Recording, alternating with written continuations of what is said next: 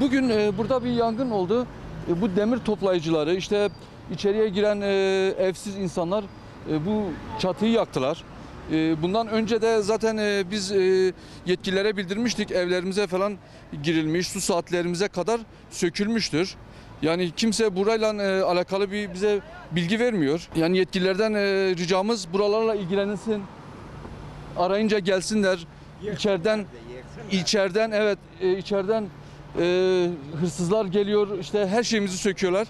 Lütfen yetkililerden ricamız konuyla ilgilensinler. Kaldırımlarımız da şu an yıkım bittiği halde molozlar tam kaldırımların üstünde. Geçiş yeri yok şu an. Bir anne çocuğu ben şahit oldum. Yüzüstü yere düştü. Bir tane kadını kaldırdılar hastaneye. Yüzüstü düştü. Hastanelik oldu. Yani böyle hendek gibi atılmış, metrelerce yükseklik, oradan vatandaş geçemiyor.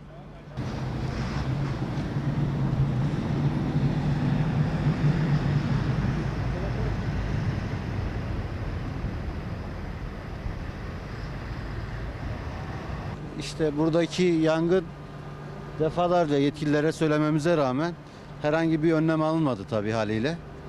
Her zaman da bildiriyoruz. Tünelciler burada kova yapıyor. Burada yangın çıkabilir. Vatandaşın üzerine herhangi bir moloz da düşebilir. Çatıda çünkü böyle virane bir yer olduğu için her türlü şeye uygun hale geliyor. Yetkililerimiz sağ olsun, depremden sonra biz büyük bir acı yaşadık ama yetkililer hiçbir tanesi de bu acılarımıza ortak olmak istemiyorlar. Esnafın özellikle derdine derman değil de hep köstek oluyorlar. Mesela siz burayı çekerseniz de görüyorsunuz zaten. Defalarca belediyeye mail attık. Beyaz Masa diye bir birim var, orada bildirdik kendilerine. Çatılarda molozlar düşüyor rüzgar olduğu zaman.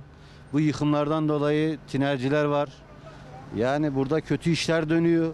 Artı burada yıkım yapan firmaya defalarca söyledik. Yıkımınız bitti, kaldırımı açın diye. Kaldırımı açmıyorlar. Vatandaş yürümesinde de problem oluyor.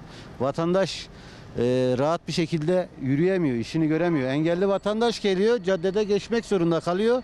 Bu sefer de trafik kazalarına sebep olabiliyor. Yani illa birilerinin canı mı yanması lazım? Yani birileri hayatını kaybetmesi mi lazım? İşte böyle biz istasyon caddesi olarak zaten esnaflar çok kötü bir haldeyiz. Buna da yetkililerimiz maalesef çözüm değil, yani çözümle ilgili hiçbir yaklaşımları yok. Bize yardımları yok. O kadar talep etmemize rağmen, o kadar istediklerimize rağmen gelen yok. Moloz bitmiş, kaldırımı açın lütfen diyoruz. Kendi imkanlarımızdan kepçe alalım, kiralayalım. Buranın temizliğini, bakımını yapın. En azından buranı bir yıkayın, sulayın. Kaldırımları açın diye. Maalesef vatandaş yürüyemiyor. Bak siz çekerseniz görürsünüz orada. Vatandaş buraya kadar yürüyor. Burası normalde bir kaldırım. Ama molozu böyle bıraktığı için belediye herhangi bir cezai yaptırım yapmış mı bilmiyorum. Bir kepçe gönderip de bu vatandaşın yürüyeceği kaldırımı açamıyor. Ya bu kadar aciz, bu kadar zavallı, bu kadar perişan bir haldeyiz. Sene olmuş 2020, millet uzaya gönderiyor vatandaşını. Bizim vatandaşlarımız düzgün bir yolda bile yürüyemiyor.